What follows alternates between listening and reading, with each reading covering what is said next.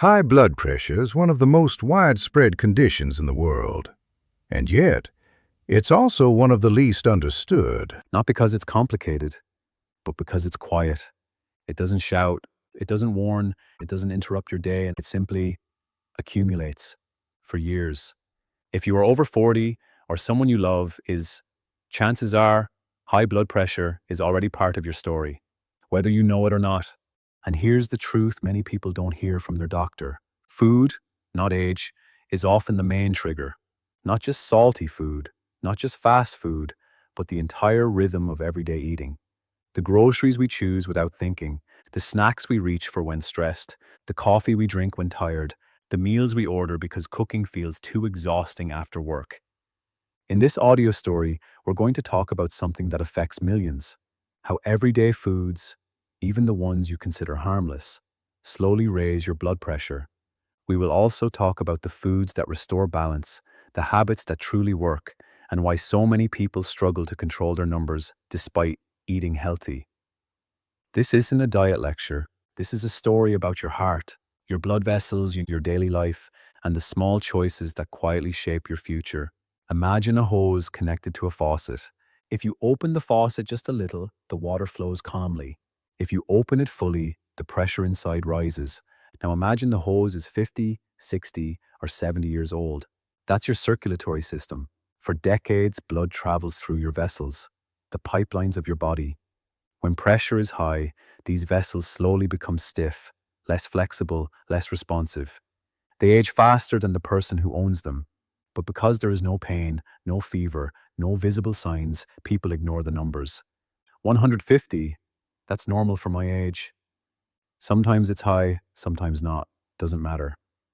Everyone I know has high blood pressure. I don't feel anything. I must be fine.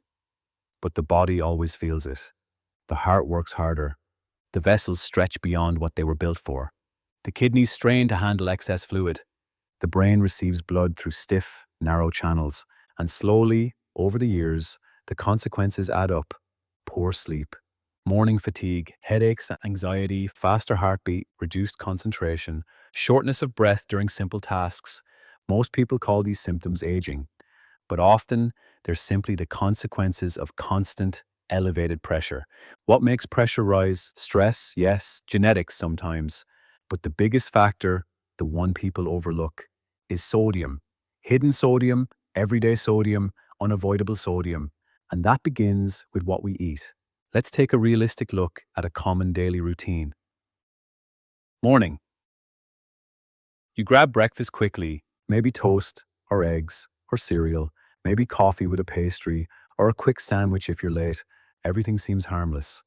But modern food production relies on salt, not just for taste, but for preservation, texture, and shelf life.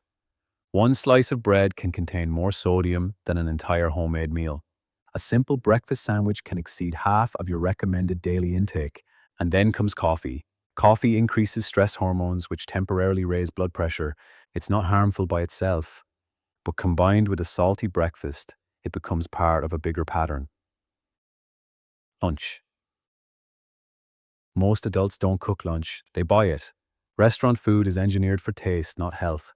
A bowl of soup from a normal cafe can contain more sodium than an entire day's allowance. Salads, often loaded with salty cheese, croutons, olives, cured meats, and worst of all, dressing. Dressings are salt bombs disguised as healthy choices. Snacks. Stress at work? You grab something quick, crackers, flavored nuts, jerky, a protein bar, store-bought yogurt with fruit flavor, cottage cheese, even healthy popcorn. Most of these snacks have more sodium per gram than fast food. Dinner. After a long day, cooking a full meal feels like a battle. So people choose frozen meals, pre-made sauces, takeout pizza, canned soup, pre-seasoned meat.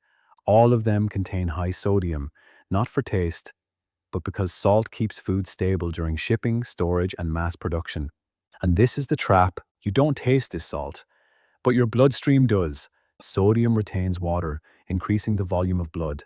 More volume equals more pressure. More pressure equals more strain. More strain equals more damage. Over weeks, you don't feel it. Over months, still nothing. Over years, everything changes. Let's dig deeper into specific categories, because many will surprise you. 1. Bread and bakery products. Why? Salt controls gluten strength and fermentation. Try finding a low-sodium bakery product. It's nearly impossible. 2. Deli meats and processed meats. Ham, turkey slices, bacon, sausage, all preserved with salt. Even low-fat versions are loaded with sodium. 3. Cheese. Cheese requires salt to prevent bacterial growth. Even small portions elevate sodium intake significantly. 4. Canned foods. Beans, soups, vegetables, almost all preserved with salt. 5. Restaurant food. Professional kitchens use far more salt than home cooks. It's simply standard practice. 6. Sauces and condiments. Soy sauce, ketchup, mustard, BBQ sauce, salad dressings, all concentrated sources of sodium. 7. Frozen meals. Even healthy or diet ones rely on salt for flavor and preservation. 8. Breakfast cereals. Many sweet cereals contain unexpected sodium, often more than salty snacks. 9. Instant foods. Instant noodles, mashed potatoes, flavored rice, dangerously high in sodium. 10. Breads marketed as whole grain. Often contain more salt than white bread to mask bitterness. Knowing these categories gives you control, because once you recognize patterns, you automatically start choosing better. Awareness is the beginning of change. Now let's shift focus to the foods that help your heart. These aren't exotic superfoods. They're simple, affordable, and found in any supermarket. Potassium-rich foods. Potassium helps your kidneys expel sodium, balancing pressure. Bananas and potatoes and spinach, beans and lentils and oranges. Foods rich in fiber. Fiber slows digestion, stabilizes blood sugar, and reduces vessel inflammation. Oats. Whole fruits, vegetables, legumes. Nitrate-rich foods. These relax blood vessels and improve flow. Beets, leafy greens, celery. Checkmark. Healthy fat sources. Support vascular health and reduce inflammation. Olive oil, unsalted nuts, seeds, avocados. Fermented foods. Improve gut health, indirectly supporting blood pressure regulation. Yogurt, kefir, sauerkraut. Dark chocolate, 70% plus. Contains flavonoids that improve circulation in small amounts. These foods don't just lower pressure, they restore balance inside your body. 1. Linda, 52 years old. Linda thought she was eating healthily. Whole grain bread, cottage cheese, turkey sandwiches. When her blood pressure reached 160/100, she thought something was wrong with her heart. It wasn't. Her doctor pointed to her diet, just by replacing store-bought bread with low-sodium bread, processed turkey with fresh chicken, cottage cheese with plain yogurt. Her pressure dropped by 18 points in 6 weeks. 2. Michael, 61 years old.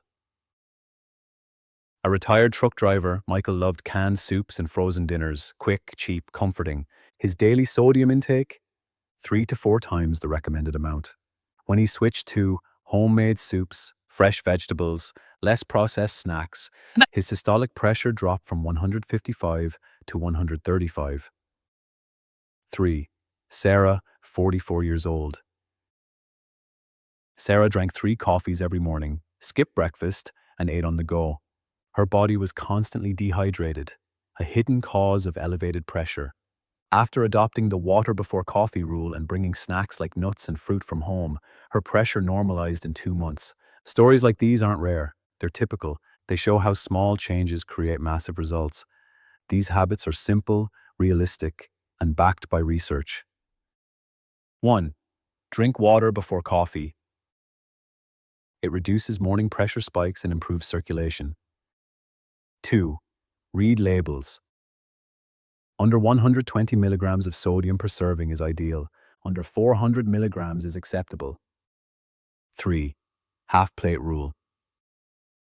Fill half your plate with vegetables or greens, automatically reduces sodium density. These habits don't require willpower, just intention.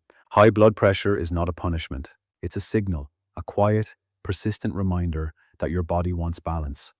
You don't need extreme diets. You don't need expensive supplements. You don't need to give up the foods you love. You just need small, consistent changes. A little less sodium, a little more potassium, a little more awareness, a little more kindness toward your own heart. Your body is always working for you. Every minute, every hour, every day. Maybe it's time to work for it too, gently, patiently, and with understanding. Bye.